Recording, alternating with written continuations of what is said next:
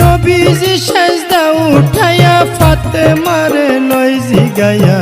শোনো শোনো মা জননী আমি কই তোমায়,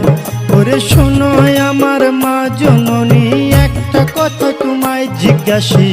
ঠিক ঠিক জবাব তুমি দিবা গো আমায়, তুমি ঠিক ঠিক জবাব দিবা, দুইটা হতে একটা নিবা, ছেলে চাও না উম্মত চাও কও তুমি আমায়, তুমি ছেলে চাও না উম্মত চাও, দুইটা হতে একটা নেও। এই কথা বলিলেন যখন নবী মুস্তাফায়, ওরে এই কথা শুনে ফাতেমায় চোখের পানি ছাইরা দেয়, ফরিয়া জানাইলেন মাওলারি দরগায়, মাওলা গো